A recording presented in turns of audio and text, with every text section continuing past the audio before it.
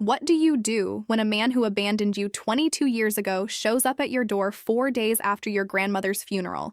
Not to grieve, not to apologize, but to collect? I was still wearing the black dress from the cemetery. I had not had the energy to change. I opened my front door, expecting my neighbor with a casserole, and found my father standing on the porch instead. He looked older, gray at his temples, softer around the jaw than the 31-year-old man who had walked out of our house with a duffel bag and never looked back. He was wearing a button-down shirt, which felt significant somehow. Like, showing up to collect from your dead mother required a certain dress code. He said, "Hi, sweetheart," like we had seen each other last Tuesday. I stared at him for 10 full seconds without speaking. Then I asked what he wanted. He said he wanted to talk about his mother's estate. His mother. That was the first thing that landed wrong and did not stop landing. Dorothy Callahan had been my grandmother for 22 years without him anywhere. In the picture. She picked me up from school every single day for 3 years when my own mother was working double shifts to keep us afloat after he left. She taught me to cook. She helped me with college applications. She drove 4 hours to sit in the front row at my graduation. She held my hand through every hard thing I faced as an adult, and I held hers through the dementia that swallowed the last 2 years of her life. Learning her medication schedule, managing her appointments, rebraiding her hair in the mornings. When she forgot, she had already done it because the act of braiding made her happy, and that was reason enough. She was mine in every way that mattered, and he was standing on my doorstep calling her his mother like that word meant the same thing coming from him as it did from me. I told him the estate was handled. He said he did not think it was. He used the words undue influence and legal standing while I was still in my mourning clothes, 4 days after we had put her in the ground. I closed the door in his face. He knocked 4 more times before he left. I called my grandmother's attorney, Gerald, first thing the following morning. He told me he had been expecting some version of this. He said Dorothy had been deliberate about the will's construction specifically because she had anticipated Richard might surface when there was something to gain. He said she had left a letter, to be read in the event of any contest, that she had updated the will 18 months prior when her diagnosis made her timeline clear, and that she had been mentally sharp and thoroughly documented as legally competent at signing. He told me to let him handle Richard directly and not to engage further on my own. Then he asked how much Richard could realistically take if he pushed this. Gerald said probably nothing. Then he said that did not mean Richard would not try. Richard tried. Within 2 weeks, a certified letter arrived from an attorney named Brent Colson, whose letterhead was aggressively formal. My father was filing a claim against Dorothy's estate on the grounds of undue influence and lack of testamentary capacity. He was claiming that my presence during her final years had compromised her ability to make independent decisions. He was claiming I had manipulated a vulnerable elderly woman into cutting out her only son. He was claiming this about me, about the person who had reorganized her entire life around his mother's care, without being asked, without recognition, without a single phone call from him checking in. My best friend Danny listened to me read the letter aloud and then said quietly, "He is actually doing this." I told her that was a generous way to describe it. My mother Sandra called that same evening. She was already furious before I said a word. She told me Richard had not paid a single dollar of child support after he left, that she had taken him to court twice and he had dodged enforcement both times, and now he was going to stand before a judge and claim he deserved a piece of Dorothy's savings. She said she wanted to testify. I told her to let Gerald handle it, but I wrote down everything she said because I knew I was going to need it. 3 days later, my Aunt Patricia called. Patricia is Richard's younger sister, Dorothy's other child, and she had been civil, but distant with me my whole life. She said she was calling to make clear she was not involved in the legal action. Richard had contacted her trying to get her to join the contest, and she had told him no. She said Dorothy had spoken to her very clearly about her wishes before the dementia progressed. She said Richard had a pattern of disappearing when things were hard and reappearing when there was something to gain, and their mother had known that about her own son and had planned accordingly. Before she hung up, she said, Dorothy was not a woman who got taken advantage of. Remember that when you are scared, I was scared. Gerald was confident and I trusted him. But the thought of sitting in a courtroom defending my relationship with my grandmother against a man who had not been present for any of it was making me physically ill. I had given up weekends and vacations, and a relationship that had not survived the weight of my caretaking schedule. And now I had to prove in legal documents that I had not manipulated her. Richard escalated 2 weeks after the letter arrived. He started calling my cell phone, a number I had never given him, which meant he had obtained it from somewhere. Calls every evening between 7 and 9. I did not answer. The voicemails moved in a pattern. The first was almost reasonable. Just wanting to talk. This does not have to be hostile. We are family. The second less so. Dorothy had always intended for her son to receive part of her estate, and I had gotten into her head during a vulnerable time and turned her against him. The third voicemail I drove to Gerald's office with immediately, because in it, Richard said something that changed the shape of everything. He said, "I know you kept my letters from her." Gerald and I listened to it together twice. Gerald asked, "What letters?" I said I had no idea what he was talking about. Gerald looked at me carefully, said he believed me, and said the claim was actually useful because it was provable as false. Dorothy's memory care facility kept records of all mail received. If Richard had sent letters, it would show. If he had not, the claim was fabricated. Either way, we would know. Gerald subpoenaed the records. Richard had sent one letter. One. In 22 years. It had arrived 8 months before Dorothy died, and the records showed it was delivered to her room. She had never mentioned it to me once. Gerald said that was more useful than if he had never written at all. One letter in 22 years was the full documented extent of his contact with his own mother. Richard showed up at Dorothy's house the following Saturday. My house, legally, though I was still sleeping in the guest room because I could not bring myself to take her bedroom yet. I arrived to find him standing at the front door trying to peer through the windows. I sat in my car for a moment, then got out and walked up the path and asked him what he thought he was doing. He said he just wanted to see the place. I told him it was not his place to see.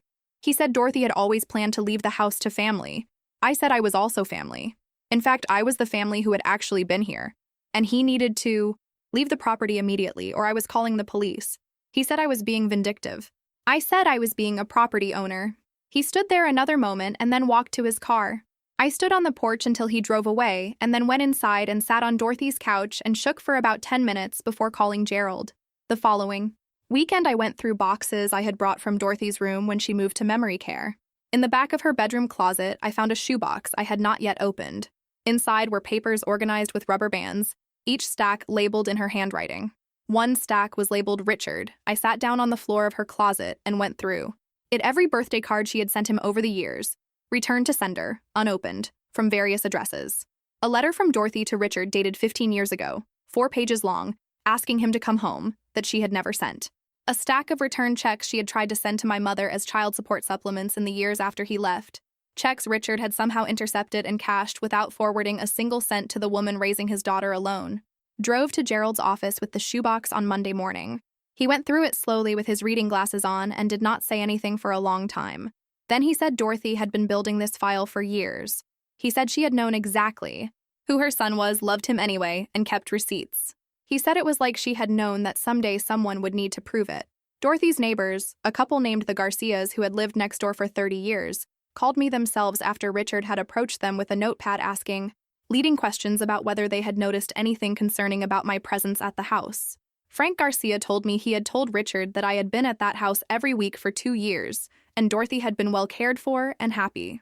His wife Elaine had followed Richard to his car and told him that Dorothy had spoken about me with more love than she had ever heard a grandmother use, and that whatever Richard was trying to do, he should be ashamed of himself. Elaine had already called Gerald's office to offer a written statement before I could even thank her. Gerald filed the shoebox contents with the court. He filed Frank and Elaine's statements. He filed my mother's account of the child support history. He filed phone records showing 4 calls in 5 years from Richard to Dorothy, none longer than 3 minutes. The picture forming in the legal documents was not the picture Richard had described in his contest. The court date arrived on a gray Tuesday in November. I wore a dark blazer and drove to the courthouse alone because I needed the quiet of the car to settle myself. Gerald met me in the lobby. Richard walked in with a woman who must have been his wife and 2 teenagers, who sat behind him in the gallery. A whole separate family I had never heard existed. A family Dorothy had apparently never met, based on Patricia's expression when she looked across the aisle. Patricia had come on her own and sat on my side of the courtroom. Richard testified first. He said Dorothy had been like a mother to him, his whole life. He said my presence in her final years had been controlling. He said he had tried to maintain contact, but circumstances were complicated. Gerald cross-examined methodically. He asked Richard to describe specific times he had called Dorothy in the last 5 years. Richard gave vague answers about distance and meaning to visit more. Gerald put the phone records on the screen. 4 calls in 5 years. None longer than 3 minutes. The last one, 18 months ago. Richard looked at the records and then looked at the table. Gerald asked about the returned birthday cards. Richard said mail had gotten lost.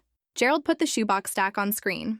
12 cards over 12 years, all returned to the same address Dorothy had lived at for 3 decades. Gerald asked about the cashed checks. Brent objected. The judge allowed it. Richard said he did not remember any checks. Gerald showed copies of the endorsed backs with Richard's signature. The courtroom was very quiet. Then Gerald read Dorothy's letter. She had written it 18 months before she died, when she was still precise and deliberate about every word. She addressed it to anyone who might be contesting her will, and everyone in the room understood who she meant without her having to say his name. She wrote that she had spent 63 years being Richard's mother, and she knew her own mind, better than any attorney would claim otherwise. She wrote that she had made her choices freely and clearly. She wrote that she was leaving her estate to her granddaughter because her granddaughter had earned it through years of showing up without being asked. She wrote that she loved her son and had made peace with who he was, but that love and inheritance were not the same thing, and she had never confused them. Then she wrote the line, "I will never forget for as long as I live." She wrote, "Richard knows why." Just that. 3 words, no explanation, no elaboration. She simply wrote it and trusted that it would mean exactly what it meant to the only person it was written for. Richard's face when Gerald read that line was something I will carry forever, not anger. Not the wounded performance he had been giving all morning. Something private and collapsing, like a wall coming down that he had spent years maintaining.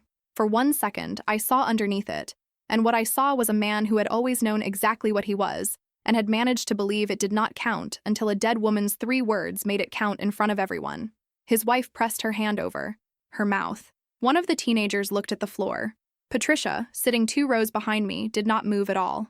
The judge ruled in my favor on every point. No evidence of undue influence, substantial evidence of testamentary capacity at signing. Richard's claims found to be without merit. She noted the phone records and the letter and the shoebox and said, Dorothy Callahan was clearly a woman who understood her own relationships. Court costs were assigned to Richard. Gerald shook my hand in the hallway and said Dorothy would have been pleased. I held it together until I got to my car in the parking garage. Then I cried for 15 minutes. Not about winning, but about the shoebox. About my grandmother sitting at her kitchen table year after year, rubber banding the returned birthday cards, writing a letter she never sent, quietly keeping receipts. Of a broken relationship without ever saying a single word to me about any of it. She had never once spoken badly about Richard in my presence. Not in 22 years. She had answered my childhood questions about him with careful, neutral sentences, and let me form my own understanding. And the entire time she was keeping that box, building that record, preparing for exactly this. Patricia sent flowers that afternoon with a card that said Dorothy would be so proud, and I am sorry my brother put you through this. Richard called me once more about 3 weeks after the ruling. He said he wanted me to know he did not blame me. He said he understood now that his mother had made her choices for her own reasons, and he had spent too long trying to make her decision about something I had done, rather than looking at what he had done over 22 years. He did not say sorry. He did not say he wished things had been different. He said he did not blame me, which was the most he had, and I understood it was probably the most he had ever been capable of giving anyone. I said I did not hate him. I said I hoped he figured out whatever came next. Then I said goodbye and sat in Dorothy's kitchen at Dorothy's table and let the quiet settle around me. That night, I cooked from her recipe box. Handwritten cards going back before my mother was born, stained with decades of use. I made her pot roast because it was the first thing she had ever taught me. I was 7 years old standing on a step stool because I could not reach the counter, and she stood behind me with her hands over mine on the wooden spoon and said, "Cooking is just paying attention, sweetheart. That is all it is." My father came to my door 4 days after her funeral looking for what she had left behind. What she had actually left me was not in any legal document or any bank account. It was in that recipe box and that shoe box and in 22 years of picking me up and showing up and staying without ever being asked. It was in the way I knew how to move through a hard thing without falling apart. It was in every room of that house, and in how I cooked, and in what I understood about keeping your word to the people who need you. He did not get any of it. He never could have gotten any of it, because you cannot contest what someone builds inside you. There is no filing for it. There is no ruling. It simply lives in you, and you carry it forward, and you stand at the stove, and you pay attention, and you let the people who showed up matter more than the ones who never did. She showed up every single day for 22 years. That is the whole story. That is everything Richard never understood and never will. It is enough. It is more than enough to build a life on, and I am.